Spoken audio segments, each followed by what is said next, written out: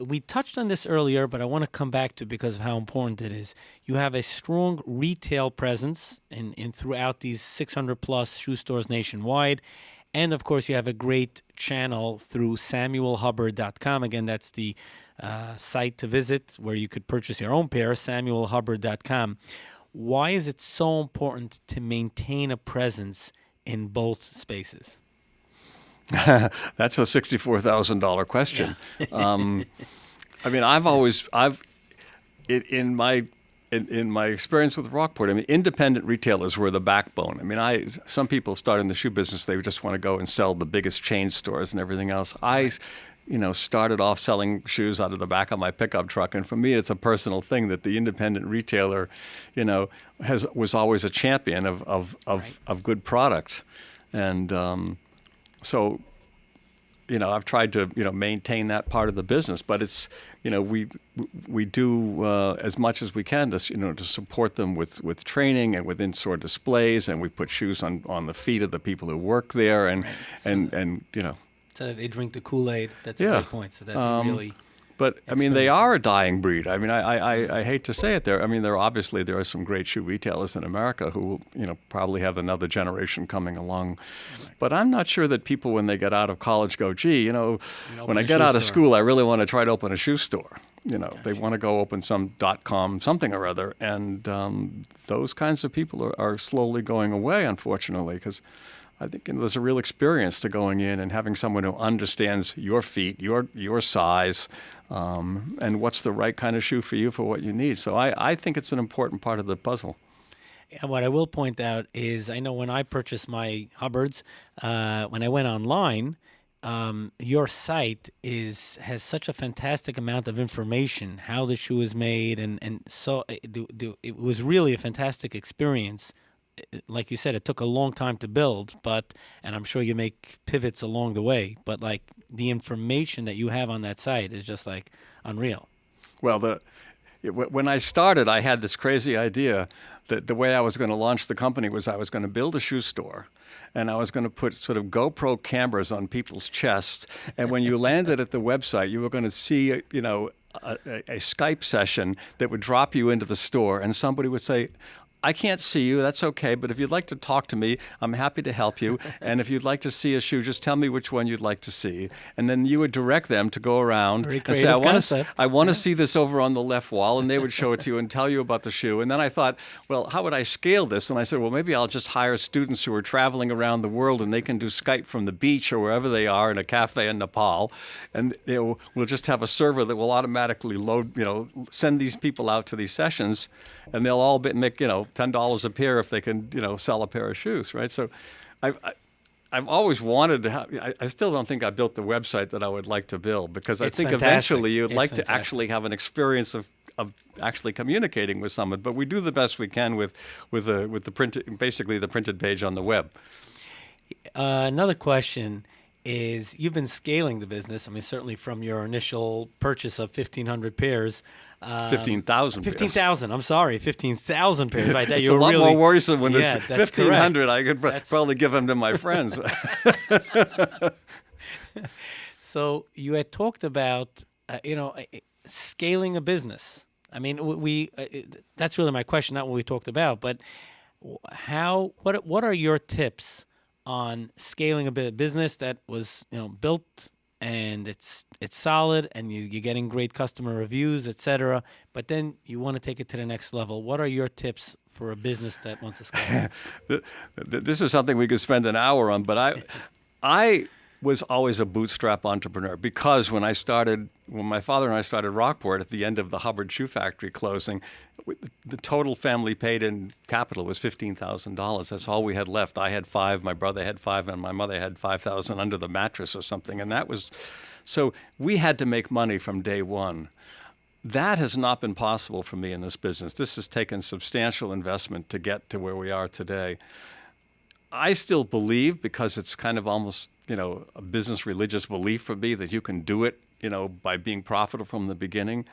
And I think a lot of companies, that go out and raise a lot of money actually never figure out, how to become profitable because they build a culture around, we're just going to gain scale and it's all about scale and it doesn't matter, we're going to lose 10 million this year and 20 million next year and then, we're going to make $100 million when we sell it or when I don't know what. I mean, I think you'd have to try to build something that scales by being practical and profitable as soon as you possibly can.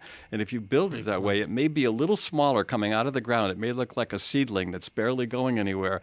But if you build it on that, if you build that culture, then you will build a company that will always stay profitable and will be very, very healthy. And the other can be really, can go the other way. Great advice. Print versus digital in the marketing world. I know we touched on that earlier.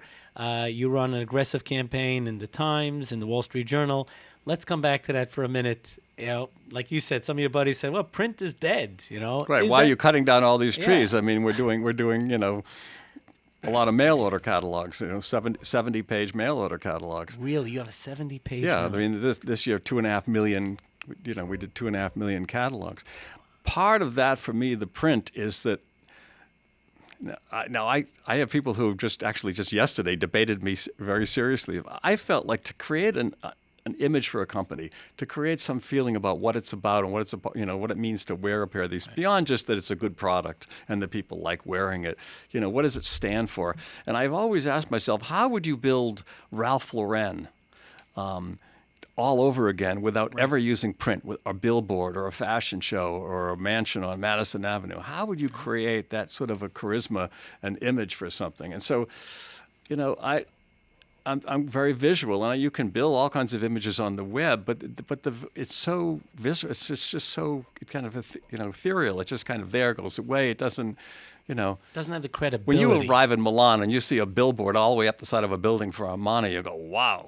It's just, and some, fantastic scene or some fantastic photograph or something. So I think there's a lot to be said for the visual printed page. It is absolutely a dying industry in terms of the printed publications. I mean, the newspapers are struggling, the magazines they're all struggling against digital media. But I think there's really a place for it in the mix. I mean, going forward, I think we will use a lot more social media types of activities because now we're heading for a couple 100,000 people who are wearing the shoes, and at that point, then you have something to talk about. And a friend of mine told me about those, and this, and then you can really. Now, I visited a company yesterday that did it entirely in digital, and has a very and ramped up tens of thousands of users completely from a digital conversation. And it seems very ironic to me that having spent 14 years pioneering online communities, I would be saying that to you. Yeah. But in a way, when I came back, I kind of fell back into what I knew. But what I have to point out is that every smart entrepreneur and business understands that you're going to reach out to the people and the channels that you'll connect with them. I mean, I have here in my office a drawer full of mailings that have come from Google and other companies. I mean, even to receive mail from Google. Yeah. Doesn't that sound crazy? Yeah, that's right. I don't believe you don't expect that, right? So, but the answer is Google isn't stupid. They understand that they have to reach the people and through various different channels. Of course, I get emails from them, and there is online ways that they're reaching out, but they're also using any form of marketing that they know will work. So we're actually very close to out of time, but before we go, my final question would be, you have a life of experience in so many different areas, and of course within the shoe retail industry. Are there any final takeaways that you could give to aspiring business people, people that want to go to the next level in their career? What advice would you give, Bruce? Well, I have an answer I want to give you, and I have to give credit to these people. I visited a wonderful company in Portsmouth, New Hampshire called Rust and Salt. Okay. And I felt like I had 3 hours at a table with 6 business shrinks yesterday, and they all helped me enormously. And I have to thank them for the time that they spent, because I really came away with a focus, and because they could see it and I couldn't see it. And what they said was, you know what you're doing? You are following your passion.